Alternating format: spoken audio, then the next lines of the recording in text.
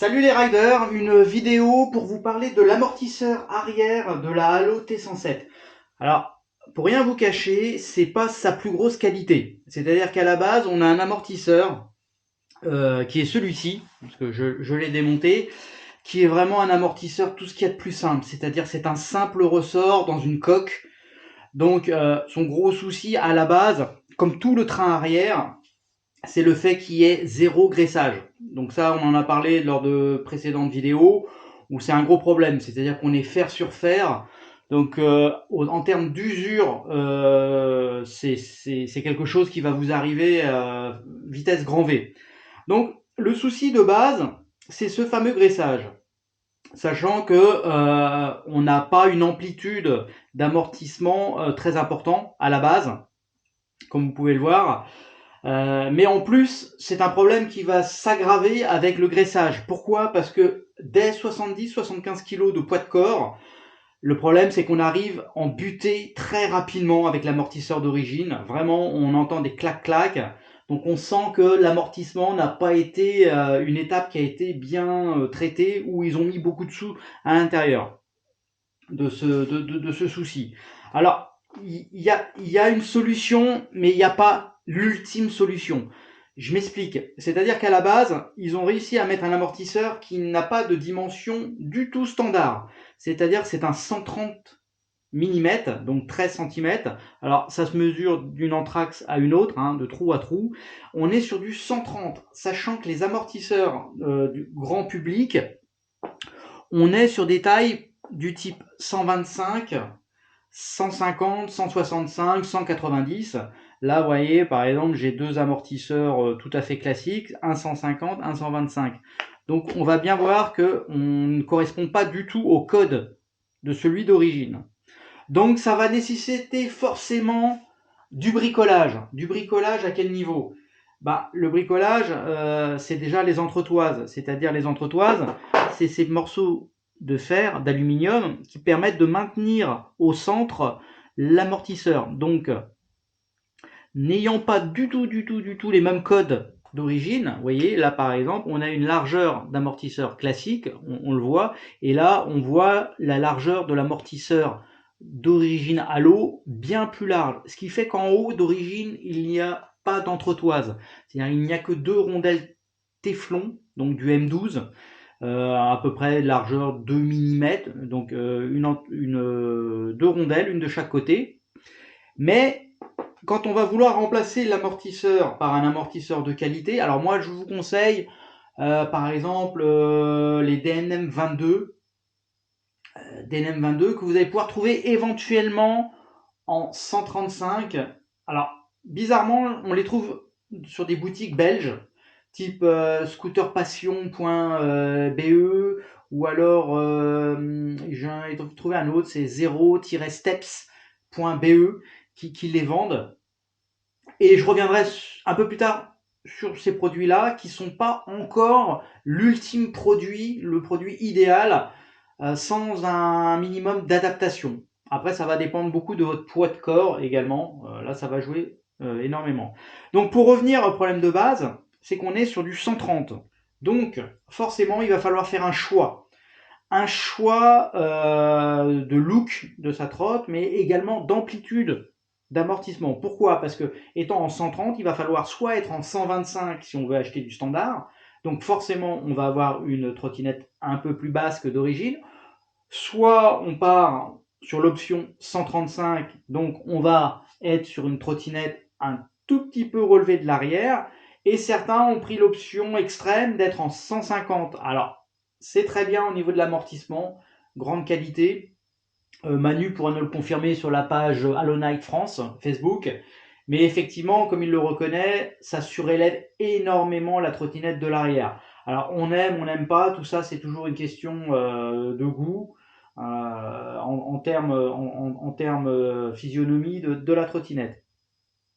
Donc ça va nécessiter forcément du bricolage, de la mécanique, un minimum de compétences. Pourquoi? Parce qu'il va falloir, pour pouvoir changer l'amortisseur, démonter tout ce qui est support, donc ce support-là, pied, et également toute cette partie-là, c'est-à-dire garde-boue, train arrière, pour pouvoir insérer le nouvel amortisseur.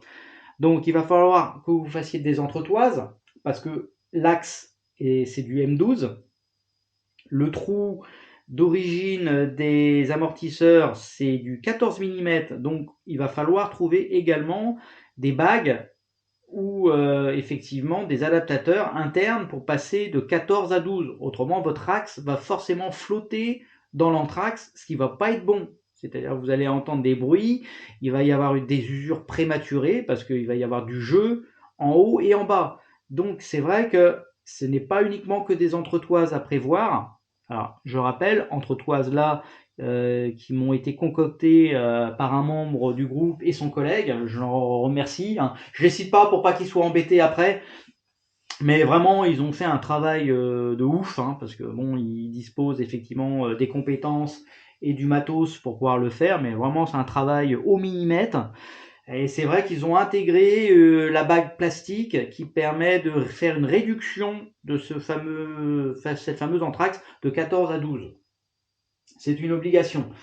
Donc ça oblige vraiment à pas mal d'adaptations. Il n'y a rien de standard. Comme je le rappelle, le problème il est là, c'est qu'il n'y a aucun constructeur d'amortisseurs qui nous ont prévu du 135 en 1800 lbs, par exemple, avec un ressort 1800 lbs qui correspond, moi, très bien à mon poids. C'est-à-dire que je fais 75 kg, plus la trottinette qui en fait 47, plus tout ce qui est équipement, on doit arriver grosso modo à 140 kg de poids. Et honnêtement, avec un 1800 lbs au niveau ressort, plus le système hydraulique, qui est un vrai système hydraulique sur le DNM22, c'est pas uniquement un ressort, simple ressort mis dans une coque.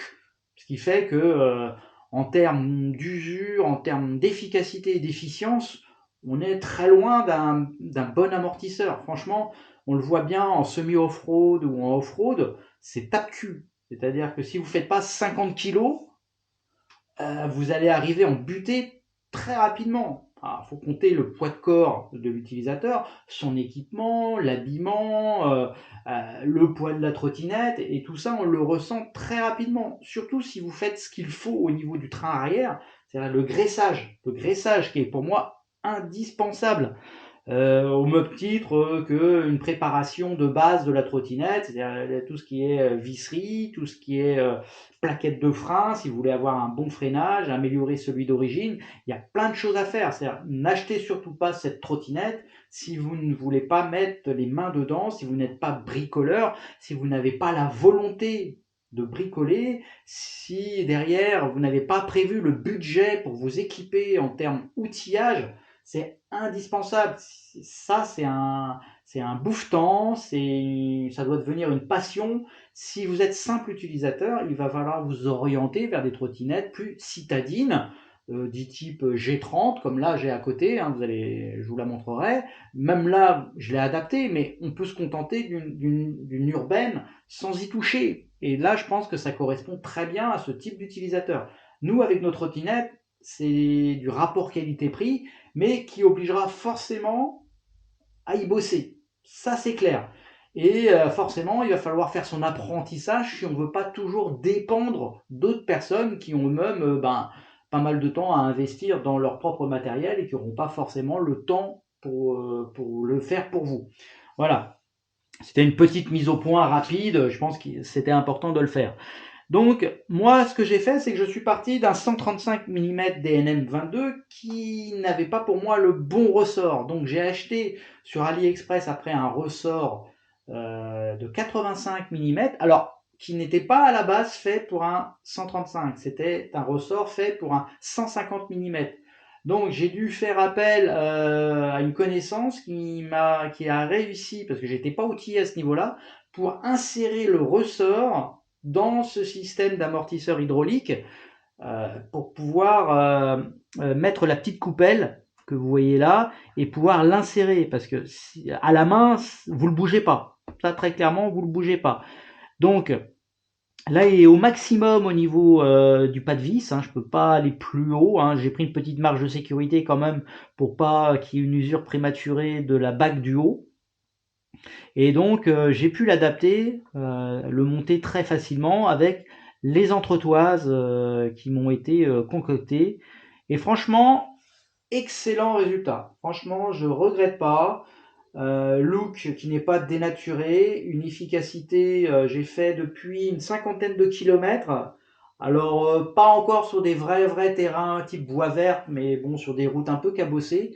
Et on n'est plus du tout embuté, on est sur un super confort. On est vraiment sur quelque chose qui, moi, m'apparaît être indispensable si on veut vraiment améliorer la qualité de cette trottinette, qui il y en a énormément, hein. Voilà. Mais comme je vous le rappelle, c'est vraiment un gros boulot. Il ne faut pas avoir peur de démonter son train arrière. Et je ne l'oublie pas également, si vous changez votre amortisseur, il y a quelque chose d'important qui va être à prévoir, c'est qu'il va falloir que vous démontiez le câble moteur arrière. Pourquoi? Parce qu'il va falloir modifier le passage d'origine de votre câble, parce que autrement, il y a un très gros risque qu'il vienne frotter à votre nouveau ressort. Parce que normalement, il passe par en dessous et donc vient se rapprocher de façon assez dangereuse de votre ressort. Donc vous allez devoir changer la direction à ce niveau-là. Donc, comme il passe derrière, vous ne pouvez le modifier qu'en enlevant le câble moteur. Ça, c'est toujours le problème. On a le même souci quand on veut changer ses disques de frein, parce qu'on est du même côté que le câble moteur. Donc tout ça, ça oblige à ouvrir le deck, à déconnecter les 3 câbles donc électriques, alimentation électrique du moteur, et également la partie capteur. C'est un petit brochage 5 broches. Alors l'avantage quand même de l'arrière par rapport à l'avant, c'est que vous n'êtes pas obligé de démonter complètement le connecteur justement de ces capteurs-là. Quand vous verrez que le jour où vous êtes en démontage de la roue avant, ça ne sera pas le cas. C'est-à-dire que comme le câble moteur passe par des petits trous, ce fameux connecteur Hall, je pense que c'est ça, vous serez obligé de le désosser pour pouvoir faire passer les câbles. Le trou est trop réduit pour faire passer l'ensemble. Donc voilà, c'est un peu un petit retour d'expérience sur le thème de l'amortissement arrière. Alors c'est vrai que c'est vraiment quelque chose qu'on retrouve chez la plupart des utilisateurs, qui s'aggrave avec bah, un poids qui serait plus important, c'est-à-dire si vous faites 80, 85, 90, 100, 110 kilos, vous allez vous retrouver en butée, mais alors de façon quasiment systématique. Ça c'est clair, très clairement, ça va être quelque chose que vous allez entendre, c'est quelque chose que vous n'allez pas forcément apprécier. Donc voilà, donc c'est quelque chose. N'hésitez pas à vous informer sur notre page Facebook. On vous donnera les informations. Mais comme je le rappelais en début de vidéo, n'envisagez ça que si vous voulez vous investir mécaniquement en temps, en outillage. Mais franchement, vous ne le regretterez pas. Voilà, n'hésitez pas à faire des commentaires, à poser vos questions, j'y répondrai.